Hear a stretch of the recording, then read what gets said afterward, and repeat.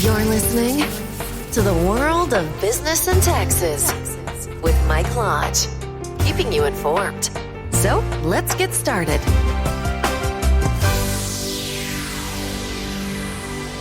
And welcome to another podcast of the WBT, and I'm Michael Lodge.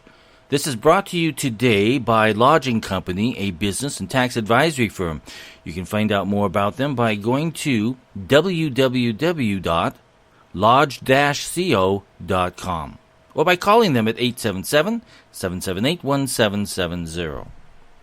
So this morning, I wanted to talk about two different things that affect each and every single one of you. No matter what stage in life that you're at, you need to be thinking about wills and trusts. I've had several clients that have lost members of their family, and the individual that passed away did not have any will or trust in place. So immediately it goes into probate because they had properties. So I want to really suggest to you today that if you do not have your will in place or your trust in place, you need to do so tomorrow, because you never know what is going to happen in life. And you want to make sure that your individuals that, or the individuals that you're going to gift your things to or your possessions to, you have it written down and everybody is on the same page when the time comes along for you to depart. Because I tell you, it gets messy. And if you have no will, it immediately goes into probate if you've got assets. So I really want to encourage each of you, contact your attorney, contact your accountant, because some accountants can do it also. But put together a will and a trust so that your heirs are all on the same page when it comes to the separation of all the assets that you may have. So get it in place. It's easy to do. I know it's hard to think about, but it's one of those things that you have to do. Do it tomorrow. Don't hold off on it. And then I also want to talk to you about gifting money. And this question comes to me a lot from clients who would like to give money away to their families before they die, and they don't want it to be taxable to their family members or their friends who they are giving the gift to. And Americans give away millions of dollars tax-free during their lifetimes, but the rules are a bit complicated. So understand that you need to really think about this and sit down with your tax advisor if you want to give some money away prior to your passing.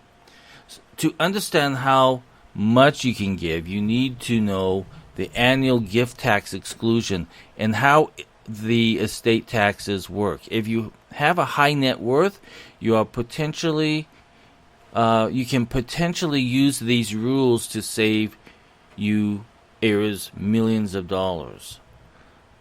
The first part of the answer to all this is it involves the annual gift tax exclusion, which is currently $14,000 per year per person. So this applies to monetary gifts as well as the fair market values of gifts of gifted property. You can give up to this amount to as many people you'd like every year.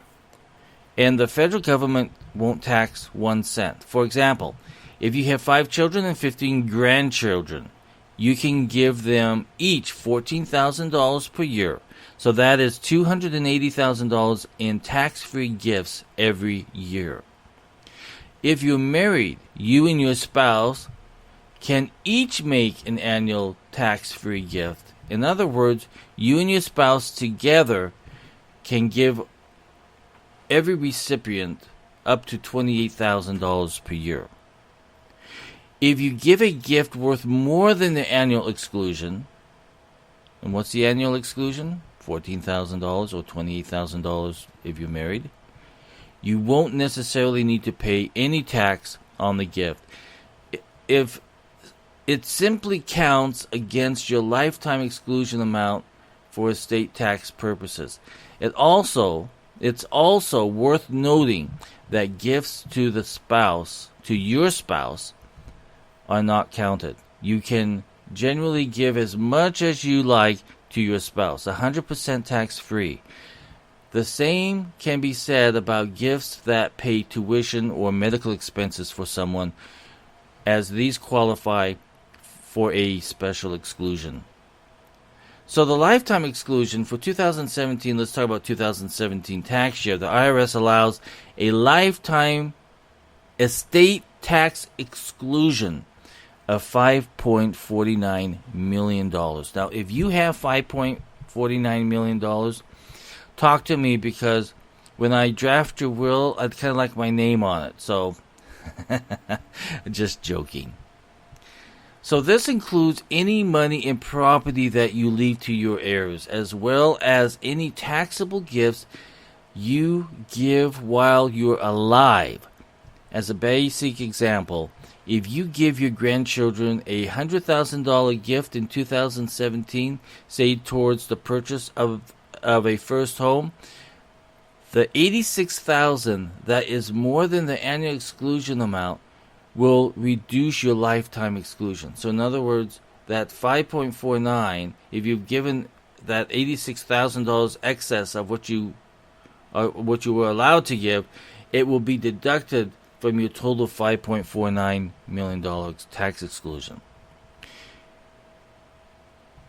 So then there is the estate tax rates. There are actually 12 tax brackets for calculating the federal estate tax, ranging from 18% for the first $10,000 to 40% for $1 million or more. However, the estate tax brackets aren't used in practice, other than the top bracket. The lifetime exclusion that I mentioned before is technically structured as a unified credit against the estate tax. Specifically, there is a $2.1 million unified estate tax credit, which is the amount of tax that would be due on a $5.49 million estate, according to the estate tax brackets. The system of unused estate tax brackets may sound quite complicated, but the result is that all estates exceeding the lifetime exclusion are subject to a 40% tax rate on the amount in excess of $5.49 million. So if your estate is way past that $5.49 million exclusion, you are going to pay, or someone's going to pay, the 40% tax rate. So what about the state taxes? In addition to the 40% federal estate tax rate, 14 states and Washington, D.C. have their own estate and or inheritance tax rates. Many of these states have a different exemption amount than the federal $5.49 million amount. For example, Massachusetts, estate tax rates range from 0.8% to 16%, and only the first $1 million is exempt. So you have to check with your states to make sure that they do not have an estate tax. If you're in California, they don't have one. If you're in Florida, they don't have one. If you're in South Carolina, they do not have one. But if you're in Washington or Oregon or New England or Pennsylvania, Kentucky, Iowa, New York, etc., there's some other states there too. You need to check with your tax accountant, because they will have a taxable rate depending on their rules. Okay, so how does the gift tax rules can help your estate planning? So let's talk about an example. Let's say that you have a $10 million estate, including the value of cash, investments, and property. So for simplicity, we'll assume you live in the state without its own estate tax. Okay? If you die with a $10 million estate, the first $5.49 million is excluded from federal taxation. The remaining $4.51 million is subject to federal estate tax at a rate of, that big old 40%. Therefore, approximately $1.8 million in tax will be taken from the estate. leaving $8.2 million to be distributed to your heirs.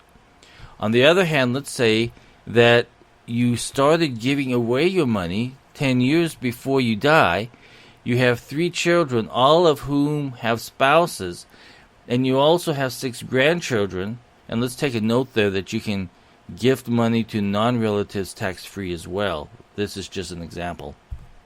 So every year you give $14,000 to each of these 12 people. That translates to $168,000 per year, or $1.68 million over the 10-year period. At the time of your death, of the remaining $8.32 million in your estate, just $2.83 million is taxable, resulting in a $1.3 million estate tax. By giving away some of your money each year for a decade, instead of simply allowing your heirs to inherit everything after you die, you've saved them about $670,000 in estate taxes. So it's good to sit down with your tax people and your attorneys and kind of plan this out, because if you have a big estate, you want to do something good for your family, and let's get that $670,000 in estate taxes out of the way by doing it by paying, or not by paying, but by giving your heirs money in advance. Of course, I just gave you kind of like a simplified example. There is no way to predict when you have 10 years left to live, and the exact value of your estate is likely to fluctuate quite a bit over a decade. The point, however, is that taking advantage of the annual gift tax exclusion can help you significantly lower the taxes on your estate and can allow more of your wealth to stay in your family, and that is the whole goal. Unless you're really mean and you're pissed off at them and you don't want them to have anything, you want to leave them with estate taxes, but let's just be nice. So now we have to ask, will it even matter? Because we have some tax reform legislation that's being developed in the Senate. So no discussion of gift and estate taxes in 2017 would be complete without mentioning the possibility that federal estate taxes may not matter for much longer.